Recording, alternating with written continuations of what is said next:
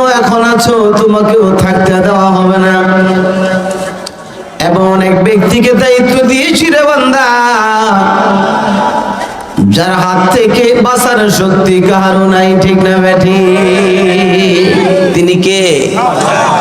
याद कर जिन फेरिस्ता जान की तोर जोर से,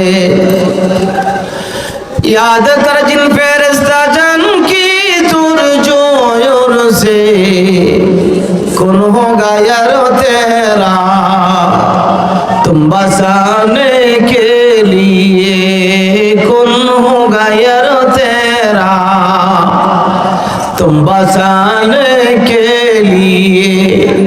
আজরাইল দরজার সামনে এসে ডেকে ডেকে বলো, নেতা দুনিয়াতে রংবাজি আর কম করো নাই, ঠিক না? আছে না?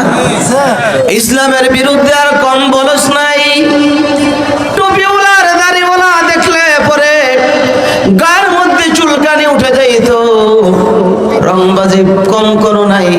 আমি আসছি ডাক ডাক, দুনিয়ার কোনো এমন ক্ষমতার মালিক যদি থাকে, আমি তোকে নেওয়ার জন্য আসছি। এবার ডাক আমার হাত থেকে তোকে রেখে দেওয়ার জন্য। আপনাদের এলাকায় এমন কেউ আছে? এমন কোন শক্তিওয়ালা যে আজরাইলের হাত থেকে কাউকে রেখে দিয়েছে, এমন শক্তিশালী এলাকায় 2-4 জন তো আছে নাকি? কেউ নাই, কেউ নাই। এই জন্য আমার ভাইরা, আল্লাহ তাআলা বলে, বান্দা তোমার দাদা বাবাকে মালিক বানাইছে, দাদাও নাই। তোমার বাবা তোমাকে মালিক বানাইছে, তোমার বাবাও নাই। তুমিও তোমার সন্তানকে মালিক বানাইবা, তুমিও দুনিয়া হারাই ফেলবা। আর আমি আল্লাহ তাআলা তোমাদের জন্য জান্নাতে একটা বাড়ি বানাই রেখেছি রে বান্দা, ওই বাড়ি থেকে তোমাকে কেউ বের করবে না। তোমাদেরকে আমি আল্লাহ তাআলা ওই বাড়ির ওয়ারিস বানাইছি। সুবহানাল্লাহ। আল্লাহ তাআলা বলেন, উলাইকা হুমুল ওয়ারিসুন আল্লাযীনা ইয়ারিসুনাল ফিরদাউস। আল্লাহ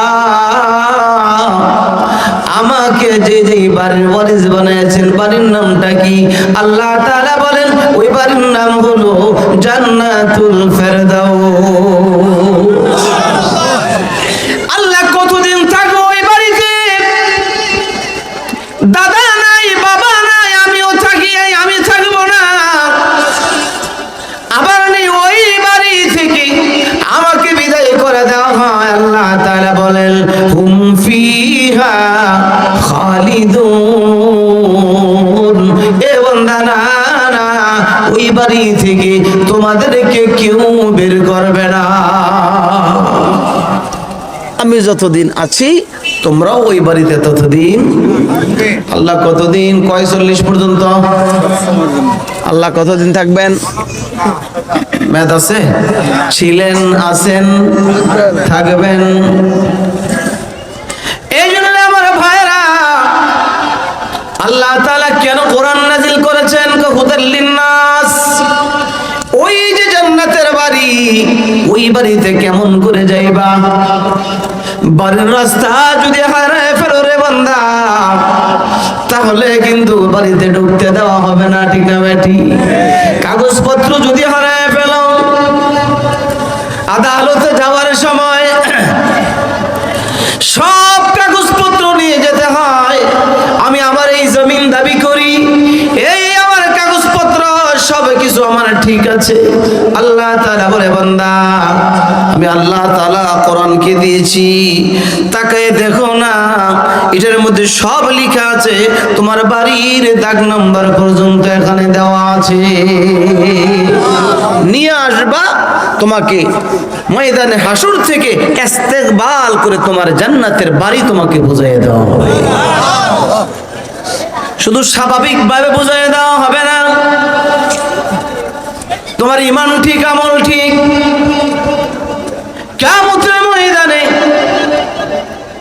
তোমাকে যখন দাঁড় করানো হবে, এর আগে লম্বা একটা সময় ছোট্ট একটা বাড়ি, ছোট্ট বাড়ি, ওয়াইটিং রুম, ঠিক না ব্যাটি, অস্থায়ী মেহমান খানা তোমাকে রাখা হবে ওই বাড়ির মধ্যে। এমন ভাবে রাখা হবে রে যে নতুন দোলার মতো তোমাকে ঘুম পাড়ায় দেওয়া হবে। এটার মধ্যে তোমার কোনো পেরেশানি থাকবে না। যে কোরআন তোমার জান্নাতের বাড়ি পর্যন্ত পৌঁছে দিবে, তোমার ছোট্ট জিন্দেগি এই কোরআনের কথা অনুযায়ী তুমি চালাও, কবরের মধ্যে যখন তোমাকে রাখা হবে রে বান্দা, আল্লাহর পয়গম্বর বলেন কবরের মধ্যে যখন মানুষকে যখনই যাকে রাখা হয়, সূরা আসরের ব্যাখ্যায় লিখেন এই মুহূর্তে রাত প্রায় 10টার কাছাকাছি হয়ে গিয়েছে। এই মুহূর্তে যদি আল্লাহর কোনো বান্দাকে কবরের মধ্যে রাখে, সেও দেখবে সূর্য ডুবতেছে ডুবতেছে, বলেন সুবহানাল্লাহ। সেও দেখবে যে সূর্য মাত্র ডুবতেছে। তো সূর্য যখন ডুবে যায় তখন অন্ধকার হয়ে যায়, ঠিক হবে ঠিক।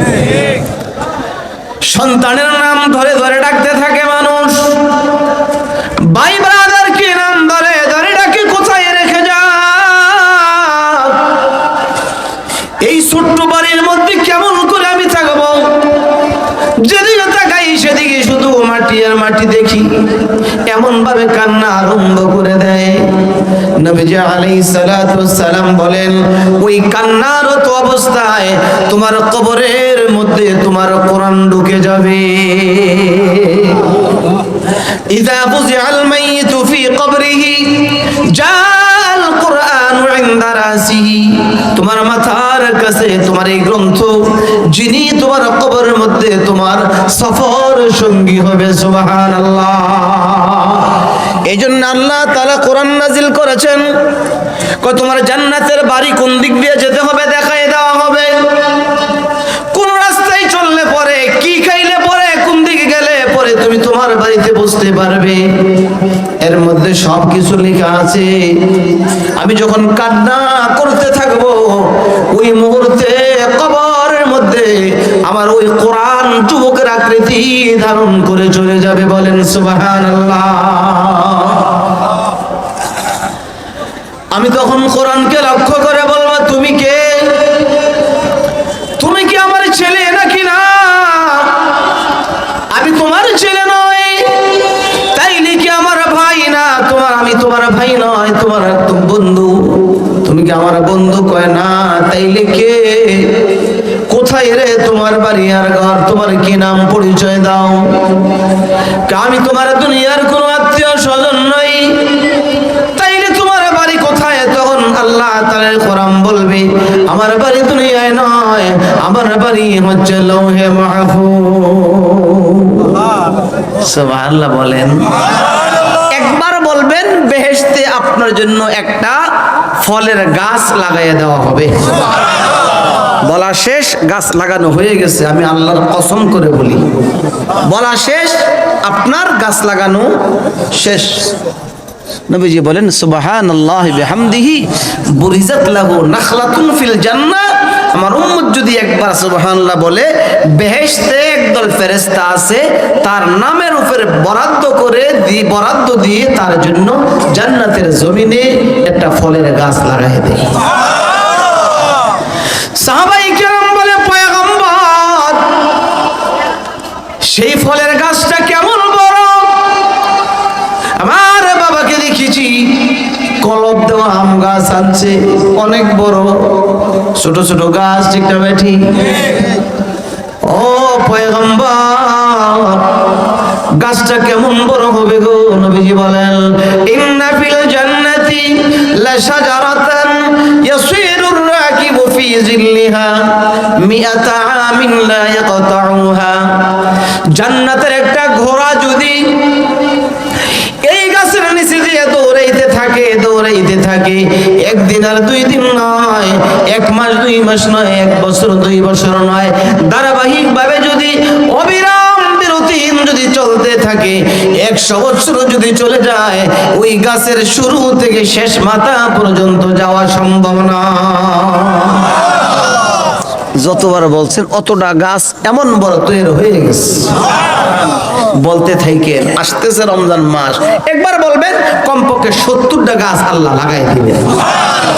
এই জবানটা বড় দামি, বড় দামি, ঠিক না ভাই? ঠিক। এই যে নথা কথা বলে বলে রমজানুল মুবারকে চাষটলের মধ্যে বসে নই না, চা পান করবেনই না, চাষটলের মধ্যে বসে বসে শুধু মুখ দিয়ে বাজে কথা আসতে থাকে, ঠিক না ভাই? ঠিক। আমার জানা নাই আপনাদের এলাকার চাষটলের মধ্যে টেলিভিশন আছে না? নাই, টেলিভিশন আছে। ও ভাই দেখেন না, আমল নষ্ট করিয়েন না। এই ফাঁকে হাঁটতে থাকেন, যে মাগরিবের আগে কিছুক্ষণ হাঁটাহাঁটি করলাম আর হাতের মধ্যে তাসবিহ নিয়ে আমি আমার জান্নাতের মধ্যে গাছ লাগাইতে শুরু করলাম। পারবো না ইনশাআল্লাহ। আরেকটা আবদার রেখে যাই, আসল কথা পরে বলবো, হয়তোবা সময় পাবো না। ছোট্ট একটা সূরা, সূরাতুল ইখলাস। রমজান সামনে দিকে বলতেছি, সূরা ইখলাস নাম শুনছেন না? কোন সূরা? কুল হুয়াল্লাহু আহাদ, বললাম আল্লাহুস সামাদ, লাম ইয়ালিদ ওয়া লাম ইউলাদ ওয়া লাম ইয়াকুল লাহু কুফুয়ান আহাদ। কয়টা আয়াত? 4টা আয়াত, 47টা হরফ, ছোট্ট একটা সূরা। আল্লাহর পয়গম্বর বলেন, রমজানুল মুবারকের চাঁদ, রমজানের চাঁদ উঠার সাথে সাথে আমার উম্মত যদি 3 বার পরে সাথে সাথে আমল নামার মধ্যে গোটা কোরআন 70 বার তেলাওয়াত করলে যে সওয়াব হবে, 3 বার পড়লে পরে আমল নামার মধ্যে সেই পরিমাণে লেখ লিখে দেওয়া হবে। হায় হায় হায় হায়, শুধু আফসোস আর আফসোস লাগার কথা, আর শুধু সর্বক্ষণ পড়ার কথা, ঠিক না বেঠিক? সহজ একটা হিসাব শিখাই দেয় আপনাদেরকে, নিয়ে হিসাব করি যেন পড়ার জন্য আগ্রহ হয়। যারা কোরআন তেলাওয়াত জানি না, রমজানুল মুবারকের মধ্যে এমন একটা গড় হিসাব করব। গড় হিসাব বুঝেননি? গতকাল ব্যবসার মধ্যে 20 টাকা লাভ হয়েছে, আজকে 10 টাকা হইল, 2 দিনে মিলে কয় টাকা? 30 টাকা। গড় হিসাব করলে কত হয়? 15 টাকা করে। বুঝছেন তো? এটা পিছনে হায়াতের যে পরিমাণে সময় চলে গেছে, চলেই গেছে। এই রমজান থেকে প্রতিজ্ঞা করব, কোরআনের তেলাওয়াত জানি না, কোরআনের দিকে তাকাইয়া তেলাওয়াত করতে পারে না এমন মুসলমান আছে না নাই? বহু আছে। ওই ইমানদার সহজ একটা বুদ্ধি, সহজ একটা পদ্ধতি শিখাইয়া দেই, হয়তো বা জানেন তারপরও ইয়াদ করাইয়ে দেই, ঠিক না? যদি গড় একটা হিসাব, আল্লাহ হায়াতের যে পরিমাণে সময় চলে গিয়েছে, আল্লাহ ওইটার জন্য আফসোস করব তো করব, করলে কি লাভ হবে? ফিরে আসবে? ফিরে আসবে না। এ প্রভু, আমি এখন বেশি করে পড়ে গড়ে ফালাই দেই, যদি আমরা প্রতিদিন কুল হুয়াল্লাহু সূরার উপর আমল করতে শুরু করে দেই, প্রতিদিন 1 খতম করে পড়ার জন্য, তাহলে যদি কাজা করি পিছনের গুলি, তাহলে যদি আমি 1 মাসের জন্য কাজা করতে চাই, 1 মাস 30 দিনে কয়বার পড়তে হবে বলেন? যে আমি দৈনিক 1 খতম যেন আমার হয়, 1 মাস 30 খতমের জন্য কুল হুয়াল্লাহু সূরা কয়বার পড়তে হয়? কয়বার? 90 বার। কয়বার? 30, 3 বার, 3 30 90। 90 বার যদি পড়ি, যে আল্লাহ এই বছর জানুয়ারি মাস, আমি জানুয়ারি মাসের জন্য 90 বার পড়লাম, আমার জানুয়ারি থেকে আমি ফিল আপ করে আসতেছি। কথাটা বুঝতেছেন? বছরে কতদিন? 360 বা 65। আমি যদি 300 বার কুল হুয়াল্লাহু সূরা পড়ি, তাহলে আমার 100 দিনের কাজা হয়ে যায়, ঠিক না? 100 দিন হয়ে যায়। এবার হিসাব করেন পুরা বছরে কতবার পড়তে হয়? 200 বার। 200 দিনের জন্য 600 বার। 200 দিনের জন্য 300 দিনের জন্য কয়বার? 900 বার। 300 দিনের জন্য বাকি রইল আর 60 দিন। বাকি রইল 60 দিনের জন্য কতবার পড়তে হয়? 3 × 60 কত? 180 বার 900 আর 180 কত হয়? 1080 বার হয়। ধরেন 1100 বার মিলের জন্য প্রতিদিন আমি যদি 1100 বার কুল হু আল্লাহ সূরা পড়তে পারি, তাহলে আমার পিছনে 1 বছর, আমার ঘরে 1 বছরের আমল হয়ে যায়। ঠিক না বেঠি? বয়স যদি 50 বছর হয়ে থাকে, অথবা 65 বছর হয়ে থাকে, অথবা 50 বছর, ধরেন 50 হয়ে গেল, নাবালেগ অবস্থায় আমার 15 বছর চলে গেল, বাকি রইল কয় বছর? 35। 50 থেকে 35 বছরের কাজা করব আমি।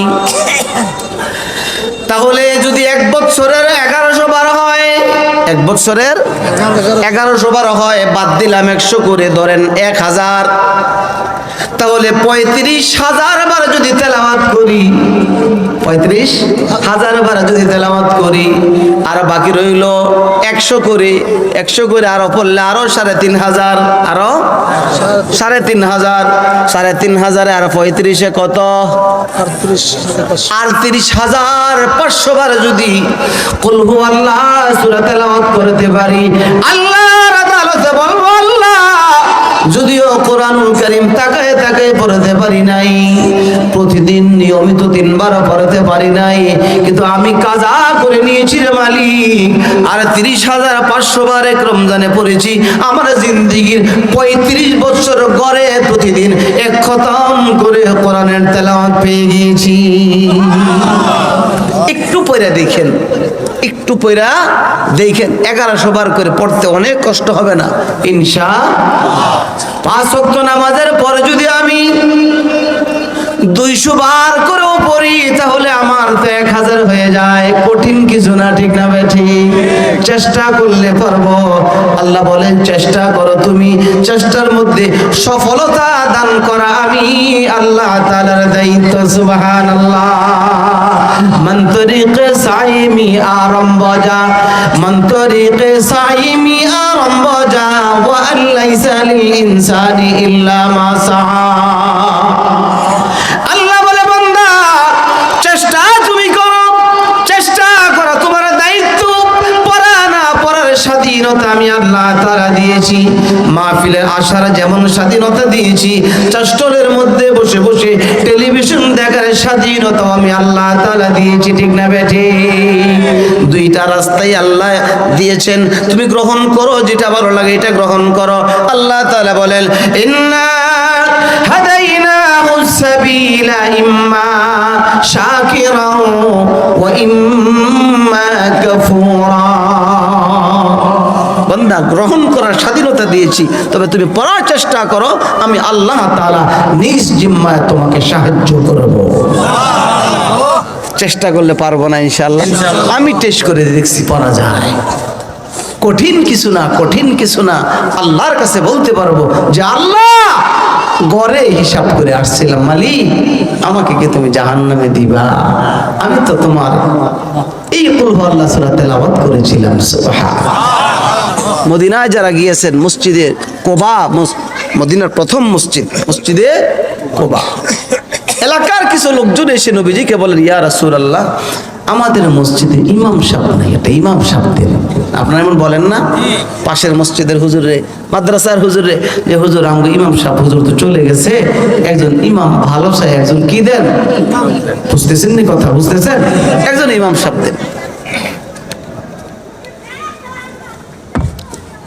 নবীজির কাছে একজন ইমাম চাইলে নবীজি এক সাহাবীকে বলে, এই তুমি যাও কোবা মসজিদে কি করো ইমামতি? ইমাম সাহেব চলে গেলেন মসজিদে, মাগরিবের নামাজ আরম্ভ করে দিয়েছে। কেরাত আসতে পড়ে না জোরে পড়ে? কয়েকটার মধ্যে জোরে পড়ে আপনাদের এলাকায়? মাগরিব, এশা, ফজর। মাগরিবের মধ্যে দাঁড়ায়ছে, আলহামদুলিল্লাহ সূরা পুরা পড়ছে, আলহামদু পড়ার পর কুল হু আল্লাহ পড়তেছে, কুল হু আল্লাহ পয়রা আরেকটা সূরা মিলাইতেছে। সুবহানাল্লাহ। দ্বিতীয় রাকাতের মধ্যে আবার আলহামদু পড়ছে, আবার কুল হু আল্লাহ পড়ছে, আরেকটা সূরা মিলাইছে। আচ্ছা বলেন তো, আপনাদের এলাকায় এইভাবে যদি হুজুরে কয়েক তো নামাজ পড়াই দিব চাকরিটা যাওয়ার লিগা, কথা বুঝেন নাই মনে হয়। এইভাবে যদি মাগরিবও পড়ায়, এশাও পড়ায়, ফজরও পড়ায়, জোহরের নামাজ হুজুরের পিছে পড়বেন, সর্বনাশ। পাগল তো স্বাভাবিক পাগল হয়েছে না, ঠিক না বেঠি? এটা কোন নামাজ পড়ায়? কুমারাকার সাহাবীগুলি ইমাম সাহেবকে লক্ষ্য করে বলে, হুজুর কারণটা তো বুঝে আসে না, এমন করে কে নামাজ পড়ান? সবগুলি রাকাতের মধ্যে সূরা ইখলাস বাধ্যতামূলক। এমন নামাজ তো পয়গম্বরের পিছনে আমরা পড়ি নাই, ঠিক না বেঠি? হুজুর কারণটা তো বুঝি না। ইমাম সাহেব কয়, ভাল লাগলে রাখো, আর ভাল লাগলে না রাখো, যামুগা। ফরমুই রাখলে রাখো, না রাখলে যামুগা। কয় সর্বনাশ, নবী দিছি ইমাম সাহেব। কয় কি হুজুরি? নবীজির কাছে অভিযোগ পাঠানো হয়েছে, ইমাম সাহেব দিয়েছেন তিনি 10 রাকাতের মধ্যে সূরা ইখলাস তেলাওয়াত করে। হুজুর নবীজি বলেন, তাই নাকি? যে হ্যাঁ। কি রে, ওহী নাজিল হয় আমার উপর, কিভাবে পড়তে হবে আমি না শিক্ষা দেই, সে আবার কোন পেছ লাগায়। ডাকো ডাকো, ইমাম সাহেবকে ডাকো। ইমাম সাহেবকে নিয়ে আসার পর পয়গম্বর বলেন, ইমাম সাহেব তুমি তো পেছ লাগাইতেছো মিয়া। কি লাগাইতেছো? দেখে বলে, নবীজি কি পেছ? এ সাহাবী, তুমি কি সব রাকাতের মধ্যে সূরা ইখলাস পড়ো? জি হ্যাঁ পড়ি। কেন পড়ো? দেখে বলে, ইয়া রাসূলুল্লাহ আমার কাছে ভালো লাগে আমি পড়ি, সামনেও পড়বো। আল্লাহু আকবার। কই কি সামনেও পড়বো? যে হ্যাঁ। রে সাহাবী, এই সূরার ভিতরে কি পাইলি রে? সবই রাকাতের মধ্যে এই সূরা পড়তে হবে, কি পাইলা? কোন স্বাদের কারণে এটা বলতেছো? কিছু না কিছু তো আছে, ঠিক না বেঠি? সাহাবী ডেকে বলে, নবীজি সূরা ফাতিহা থেকে ধরে গোটা কোরআন শরীফ তেলাওয়াত করলো, এমন স্বাদ পাই না যেই স্বাদ আমি সূরা ইখলাস তেলাওয়াতের বেলা পেয়ে যাই।